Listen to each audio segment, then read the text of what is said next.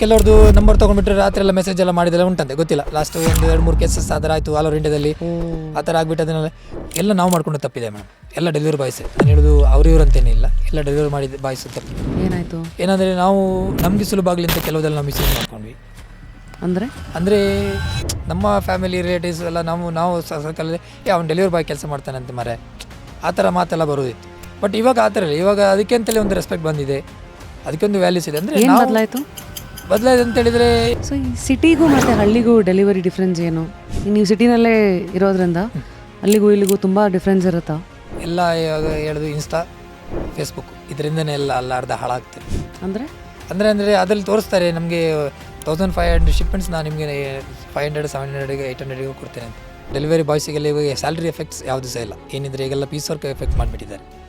ಮೊದಲು ಸ್ಯಾಲ್ರಿ ಇತ್ತು. ಆಗ ಸ್ಯಾಲ್ರಿ ಮಾಡಿದಾಗ ಏನಾಗುತ್ತೆ ಅಂತ ಹೇಳಿದ್ರೆ ಸ್ವಲ್ಪ ಲೇಸಿ ಮಾಡ್ತಾರೆ ಅಂತ ಹೇಳ್ಬಿಟ್ಟು ಏನೋ ಗೊತ್ತಿಲ್ಲ, ಅದರಿಂದ ಪ್ರಾಬ್ಲಮ್ ಜಾಸ್ತಿ ಆಗಿಬಿಡುತ್ತೆ ಏನೋ ಗೊತ್ತಿಲ್ಲ. ಸ್ಯಾಲ್ರಿ ಬೇಸಿಸ್ ಎಲ್ಲ ಇವಾಗೆಲ್ಲ ತೆಗೆದಿದ್ದಾರೆ. ಇಲ್ಲಿ ಇನ್ನೆಲ್ಲ ಮೊನ್ನೊಂದು ಆಕ್ಸಿಡೆಂಟ್ ಆಯಿತು, ಅವನೇನು ಅರ್ಜೆನ್ಸಿಲಿ ಇದ್ನೋ ಏನೋ ಗೊತ್ತಿಲ್ಲ. ಅದೇ ಥರನೇ ಎಲ್ಲರೂ ಹಾಗೆ ಈಗ 10 ನಿಮಿಷ ಡೆಲಿವರಿ ಮಾಡಬೇಕಂತೇಳಿ ಕಂಪನಿಯವನು ಹೇಳ್ತಾನೆ, ನಾನು ನಮ್ದಂತೇಳಿ ಅಷ್ಟು ನೋಡ್ಕೊಳ್ಬೇಕು. ಫುಲ್ ವಿಡಿಯೋನ ನೋಡಿ ಆನ್ ರ್ಯಾಪಿಡ್ ರಾಶ್ಮೀಸ್ ಯೂಟ್ಯೂಬ್ ಚಾನಲ್.